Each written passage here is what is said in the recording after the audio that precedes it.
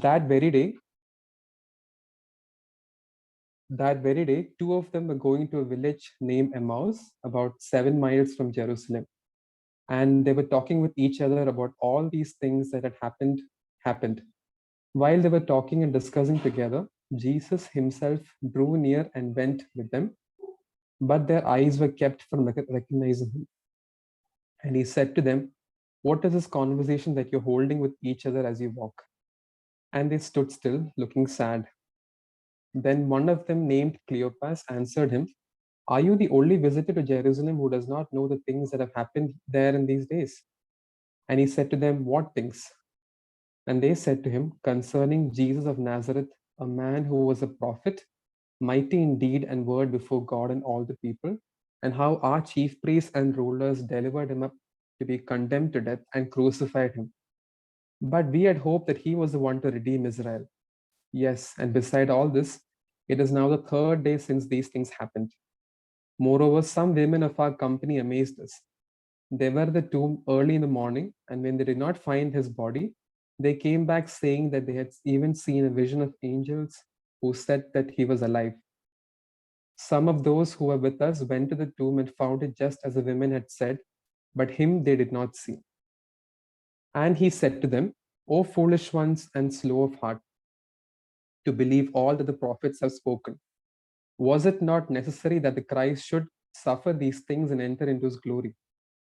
And beginning with Moses and all the prophets, he interpreted to them in all the scriptures the things concerning himself. So they drew near to the village to which they were going. He acted as if he were going farther, but they urged him strongly, saying, "Stay with us, for it is toward evening, and the day is now far spent." So he went in to stay with them. When he was at table with them, he took the bread and blessed and broke it and gave it to them. And their eyes were opened, and they recognized him, and he vanished from their sight. They said to each other, "Did not our hearts burn within us while he talked to us on the road, while he opened to us the scriptures?" And they rose that same hour and returned to Jerusalem.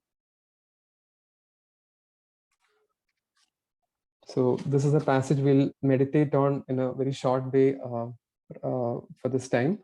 So, just to give a brief context of where we are right now, this is now the third day of after Jesus was crucified, and in between, we in the first few verses of the same chapter, we read that some women go to the tomb and they find that Jesus is not there. They do not see the body of Jesus, and Peter himself goes and he also wants to check as to what is happening, and he also sees only the linen cloth lying in the tomb and nothing else.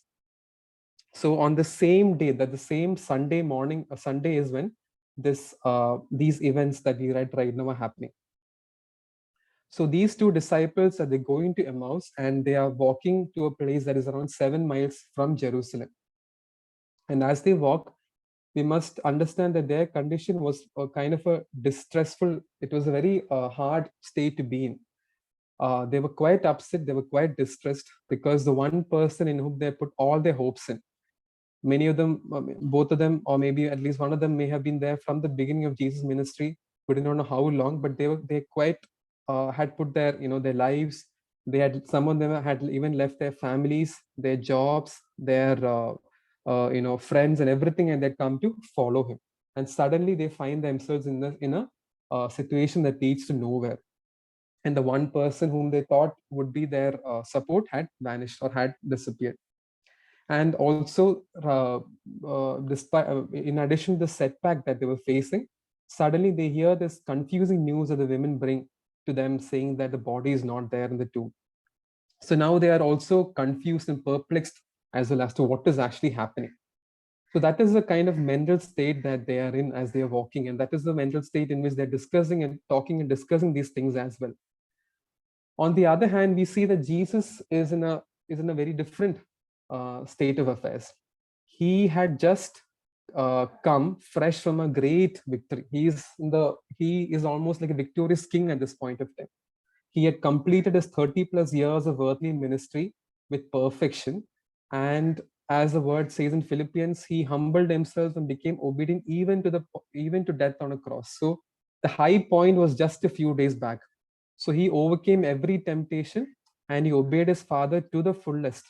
And he went to the cross and gave himself up on the cross.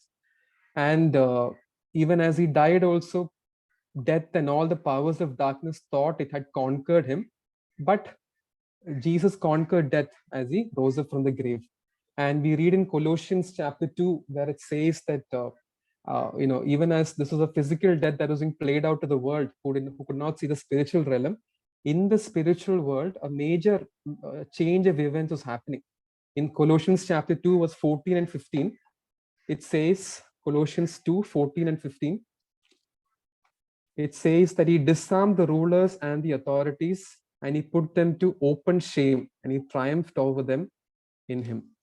So even as the crucifixion was being played out as a horrendous act of physical suffering and death and torture in front of the world, in the spiritual realm, there was a major change of events, a major dynamic change that was happening, where Jesus literally triumphing over all of his enemies and putting them to open shame. So that is a state of affairs that Jesus is in right now. He is just fresh from a major victory that he has won after 30 years of perfect obedience to his father.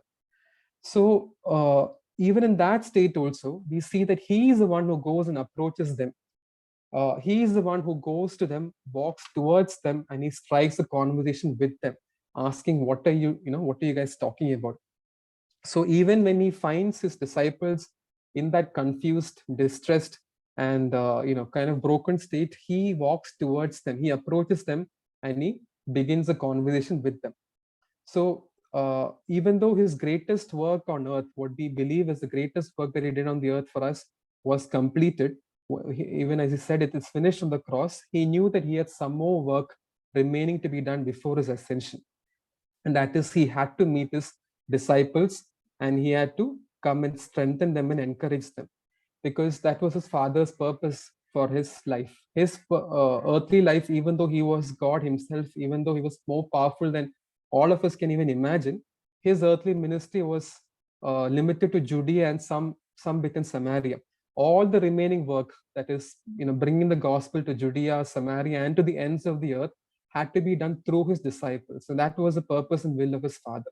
So even after being, in a rather layman's term, we can say he was on cloud 9, but he did not lose sense of his purpose or his father's purpose. And he straight away he went to meet his disciples and to strengthen and encourage them. So we see how he cares for those when we are in our need and in a helpless estate, and he comes to us to meet us in our point of need. Now, as we move forward, we see that he asks them what they are talking about. And the reply of the disciples kind of brings out what is their understanding about Jesus and what is their understanding about what Jesus did. So they say from verse 19 onwards, they call him as Jesus of Nazareth. They call him a prophet, mighty in deed and word before God and all the people, and that he was condemned and crucified by the chief priests and their rulers. And then they say, but we had hoped that he was the one to redeem Israel. So that is again showing us to what all they thought about Jesus, whom they lived with, whom they walked with, whom they heard for all these years. So these are disciples who loved Jesus, like we know, and they had put their hopes in him, like we just mentioned. And they were sad as well when Jesus asked them, "What is your conversation that you're having with each other?" They stand still, looking sad. They were appearing sad. So the sadness is probably on the accounts that because they loved him and they knew not what happened to him, and also because they had put their hopes in him. So, so these are disciples who loved Jesus and who cared for him. But even they were influenced by the current, the political or the military situation that was happening then, and that was the Roman oppression and the Roman rule and the oppression that Jerusalem was going through. And so their views or their thoughts and their thinking was also very much influenced by the current political situation that is happening then. That caused them to interpret or to understand God in a different way. So when they considered him as a Messiah, they thought that he would be the one who would save Israel from the Roman rule or the Roman oppression. So in the same way, we too can become too caught up or too consumed or influenced by what is happening around us. And that may lead us to gather a rather false or a distorted understanding of who God is. That our situations around us or the worldviews that we are exposed to that is around us, the people whom we are in the midst of, that they bring forward, all these may actually cause us to get a very distorted picture or false picture of who God really is and have a false expectation of who God is to us. But we know that the word clearly says that God is who he is, and there is no change in his character. Neither has there been any till now from the beginning, nor will there be any change in character from here on as well. And his purposes, just like his character doesn't change at all, his purposes too are eternal and they do not change. They always remain from the beginning till the very end. So it is our perspectives, it is our worldview or our thinking and our perspectives and the world's thinking and the world's perspectives that must change in accordance to God's constancy. So that is one thing that we need to learn from this, that just like they were influenced in their understanding of someone whom they walked with for 3 years was very influenced by the current situation, we to be careful that we do not get too swayed by the current things that are going around us, that we put our own interpretations of who God is and the characters that we attribute to God, or the expectations that we put forward about God. Now, when Jesus Christ hears their reply, how does he respond to them? So after they say that he is a prophet mighty in deed and word, and he is the one whom they thought would redeem Israel, after all that, when he senses their helplessness, Jesus replies to them saying, "O foolish ones and slow of heart to believe all that the prophets have spoken." O foolish ones and slow of heart to believe all that the prophets have spoken. Was it not necessary that the Christ should suffer these things and enter into his glory? And he then goes on to elaborate all the passages in scripture concerning himself, beginning with Moses and all the prophets. So again, Jesus calls them foolish and slow of heart to believe all that the scriptures or the prophets were speaking about himself. Now again, in a related point, these disciples would have heard the scriptures being spoken in the synagogues. They would have heard the religious teachers of that time speaking the scriptures in the synagogues, and they would have even heard the common talk in the marketplace otherwise about what is the scripture's expectation of the coming Messiah. But we understand that all that was again leading to a false interpretation. The Messiah was actually wrongly or misinterpreted to the public at that point of time, both by the religious leaders who taught in the synagogues and by the common people, because they all had an expectation that the Messiah would be a person who would be always victorious, always reigning, and he would be a political or a military political ruler who would give Israel a victory over Rome. But we should also remember that these were disciples, meaning they had actually walked with Jesus for 3 years, 3.5 years, maybe even lesser, we do not know. But definitely they would have heard that Jesus himself had spoken about his ordeal. Whatever that he was facing, he was going to face about his suffering, Jesus himself had told about it to them, that he would suffer, that is his destiny, that is a purpose for which he came into the earth, was to suffer. So despite having heard it from Jesus himself, they probably were not able to give the emphasis that they were supposed to give. So that is what we can see, that having heard all this and having heard the religious teachers speak or the common conversations, and even having heard Jesus himself speak from the scriptures that he should suffer, they were not able to grasp that. They were not able to hold that in their heart. So when it actually came to pass, they were very surprised. They were very upset and perplexed. So the question again to us is, having known all these examples, now the word says that whatever is written in the scriptures are written for our instruction and for us to learn from their examples. So having known all these having heard about and learned from these examples, and really having the word in our hand, the scriptures in our hand right now, because at those times they did not have the privilege of having the scriptures in a hand the way that we do. Having all these privileges, am I still foolish and slow of heart to believe? Now, again, this brings back to the common point that we often hear, that we need to really study the scriptures diligently on our own. We need to really study the scriptures in its entirety, rather than holding on to one small portion or one small verse and thinking that bringing a doctrine out of that. Studying the entire in the scripture in its entirety and with due diligence, so that we let the Spirit speak to us. What is the truth? What is the absolute truth that the Lord wants to speak to us, and not really what the world is, the circumstances or our peers are communicating to us. So only then can we ourselves understand what is the truth that the Lord is, revealing through the scriptures, and the same message that is the truth can we pass it on to the others. So that is again another lesson, that how are we interpreting the word that has been given to us? Are we taking the due diligence and the due patience to study it in its fullness? Now, having called the disciples foolish, having called the disciples slow of heart, what did Jesus do? He did not merely stop at condemning them and saying, "Oh, foolish, oh, slow of heart, we don't deserve, anything." He doesn't condemn them and stop there. He immediately takes them to a brilliant exposition of the scriptures, where he tells everything about himself that is written in the scriptures. And we read on in verse 32 later on that as he was explaining the scriptures to them, their hearts burned within them. So what we see here is a Lord who is merciful, even as he sees their helplessness, even as he accurately describes their state of heart as being foolish and being slow of heart to believe. He doesn't just condemn them and stay at a distance. He is again taking that extra step of coming towards them and helping them to understand what the scriptures really spoke about him.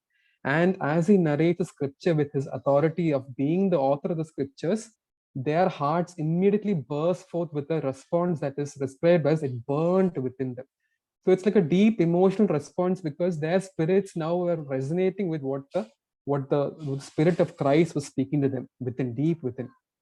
There is a deep emotional response as they understand the scriptures in its fullness, and as they now come to a complete understanding of who God is, and what God has gone through was really previously ordained and previously planned according to the word of God itself.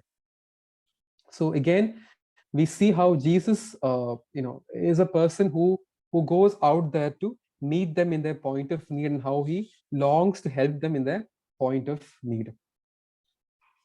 And now, as we move forward and reach the last portion of the passage, we see in from verse 28 onwards that they are now nearing the place where they were going, the village to which they were supposed to go. They were nearing that village. And then it's written that he acted as if he were going farther. But they urged him strongly, saying, "Stay with us, for it is toward evening and the day is now fast spent." And it's written then after that, so he went in to stay with them. So this again brings a very strong, an important point, that till now it was Jesus who was going out there. He was actually going out there, meeting them where they are. Still now we have not seen the disciples actively taking any step. It's them passively, just getting what Jesus has been giving to them. And we see the response that happens in their heart. But now it's written that Jesus acted as though he was going farther. So now it's their time of testing, or it's their time of trial. Having heard the scriptures, having understood the scriptures in a much different perspective now, having let the scriptures sink in much deeper right now, what is their response going to be? Now, it is also important to know that till now they did not know that this is Jesus. Their eyes were, it was kept from recognizing who it was. So here was an unknown man who was probably a knowledgeable man, because he was able to explain the scriptures like no one else explained the scriptures to them, and he helped them understand things better. So at this point of time, when he acted as though he were going farther, they could have actually, let things be. They could have actually parted ways then and there. but they would have had a small nudging from the Spirit, a small prompting of the Spirit to call him back. And here they, when that trial of that, when that test came, when he was acting like as though he was going farther, they actually stopped him from going. They urged him strongly, is the word. They urged him strongly, saying, "Stay with us, for it is toward evening." And because of that, so he went into stay with them. And it says later on after that, when he was at the table with them, he took the bread and blessed and broke it and gave it to them. And verse 31 says, and their eyes were opened and they recognized him and he vanished from their sight. So if we just stop here and think for a moment, if they had stopped at the scriptures part, if they had stopped at the part where they heard the scriptures being narrated in different way, they understood it also very well, and they had parted ways over here, it would have been a great experience after all, because the hearts did indeed burn within them. But the ultimate experience of having met Jesus himself in bodily form after resurrection would have not happened. Only because of they took that extra step of telling him, urging him strongly, stay back, stay back. And that is why when Jesus stayed back, did they have that opportunity to actually meet him in the bodily resurrected form. Now this is if they were to go to heaven, and again just thinking about us also, when they suppose if the same two disciples had not had that second, the last part of it, and they were to go to heaven, and they were like narrating their sequence of events, saying after the resurrection, we met this man and he told the scriptures and everything, and later on we heard the disciples also say they saw the risen God. And then Jesus says, "Oh, foolish people, that was me. That was me talking to you." It would have been again a shame for them. It would have again been a shame, a foolishness for them. So in the same way, are we also open to the prompting of our Spirit?